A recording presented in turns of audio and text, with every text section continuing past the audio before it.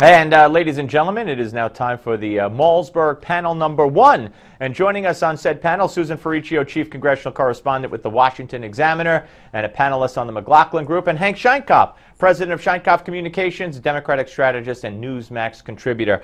All right, Susan, let me start with you. I know you've been working on a piece today about the fact that the budget has been signed by Barack Obama. It's now law. A lot of Republicans are not happy about it.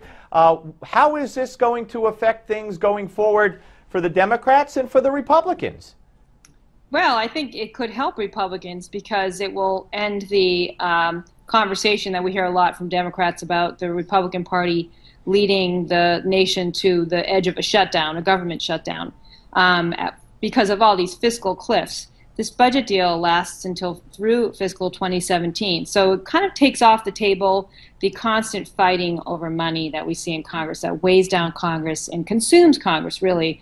And I think that's Republicans are eager to do that with the presidential election right around the corner. They want to show that they can govern and they can do it without scaring the public into thinking that they will not be able to get a budget deal together. On the other side of that, though, I think that the conservative base doesn't see a lot in this deal they like, and so it's hard to say whether this will hurt them more because conservatives don't like this deal. In fact, only a third of Republicans in either chamber voted for this. Right, that's majority did not. Right. Yeah. So Hank, from a Democrat point of view, how does this play out? Look, it's really simple. It's not a Democrat or Republican point of view. Voters don't like a shutdown of government. They don't like the threat. They see it as another kind of way of Congress not doing any work and getting away with it. Whether people in the chamber like it or not, the great American electorate will say, wait a second, they got a budget done, there's no more chaos, and the Republicans are smart. They'll use it as a selling device this coming into fall of 2016 in congressional and Senate races. Except that the base doesn't like it, and as Susan alluded to, and of course a year after their last shutdown, where they were blamed, they had a landslide victory in the House and in the Senate. I disagree with that I disagree scenario. entirely with you, going back to history, which is always the best predictor of future activity. Okay. They shut down the government in '95, didn't work out so well. All right. Next. Let's move on to New Hampshire. Susan, Marco Rubio in the latest Monmouth University poll skyrockets. He gained 13 points. He's number 3 behind Trump and Carson. And Jeb Bush continuing to struggle. In fact, let's listen to Jeb Bush. He relaunched his campaign, in effect, and invoked Abraham Lincoln today. If Lincoln were alive today, imagine the foolishness he would have to suffer. Think about it. Advisors telling him to shave his beard.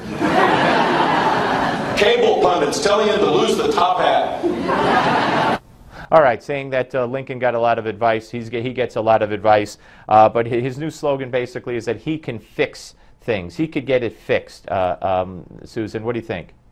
Well, I think Rubio's performance at the debate is probably responsible for his upswing in the polls. He's actually been he's been on an upward trajectory for a while. I think just even though he's still behind Trump and Carson, the outsiders are still doing really well in the poll. I think that Rubio is now considered the person who will be able to take the lead once, as many Republicans seem to be fantasizing about, once Carson and Trump are no longer the top 2 candidates. And I think that is a fantasy for the Republican Party. They really would like to see Carson and Trump finally peter out here. And if they do, it does kind of seem like Rubio is in position to become the leader. And he certainly had a strong performance at the debate. And, you know, New Hampshire is supposed to be Jeb's strong suit. You know, he's not doing well in Iowa. No. So it's supposed to, it's supposed to be New Hampshire. It's supposed to be the Bush landing pad here. It's really not looking that way, although I will warn the Monmouth poll is usually these are small numbers with a large margin of error, so I always put a little asterisk next to their poll numbers. But it's still looking like Bush is not, finding any momentum here. Yeah. And if he cannot win these 2 early states, what's he going to do? How long is he going to hold out? He's got $100 million he's sitting on, so he can stick around. Well, I'm glad you brought up the money because Hank, Marco Rubio just picked up a huge financial backer in Paul Singer. And so talk a little bit about where he stands and if you agree with Susan that he's the establishment candidate if the top 2 fail. Listen, Bush has $100 million in a independent expenditure 527 account. He can't use it for this election. He's tired, he's boring, and he's got nothing new to say, and now he sounds whiny. Can he get through New Hampshire? Not likely today. Could that change? Yes. Rubio is the great hope. Why? Republicans are always saying we can get blacks, we can get Latins to vote for us. This is the way to prove it. If Rubio's the nominee, they're going to have the chance to say, yes, we can. All right, Susan. It's been revealed in an email dump, or maybe this wasn't included in the dump, but they dumped 7,000 email pages on Friday.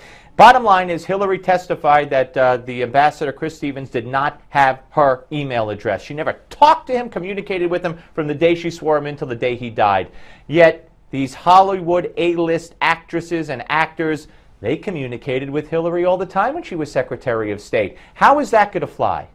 I think it's a great point you make, Steve, because ultimately the question with her is not going to be, why did you have a server in your house? It's going to be, how did you run the State Department when you were the Secretary of State?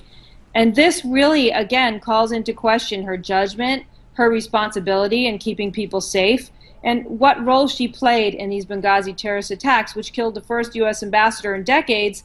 And the answer to many of those questions is still unknown, but if you do look at the polls, her trustworthiness, of course, is always taking terrible. a hit. I want to go to Hank because we only got 30 seconds or less. Go ahead, Hank. It's really simple. The issue is trust. There'll be a red phone there. Who do you trust? Two sides, Hillary. One side saying this, one side saying that. Can you trust her is the issue in the campaign. Will it work? It depends on the Republicans. They nominate the wrong person. She wins anyway. I think competency will be the larger question here, Hank, just to answer you back quickly. Voters care more about that than trust. And I think these emails will call into question her competency. I don't think anybody's going to pay attention to I agree with Susan. No surprise. Unless they're on Thank you, television. guys. We're coming back with Tim Graham. Don't go away.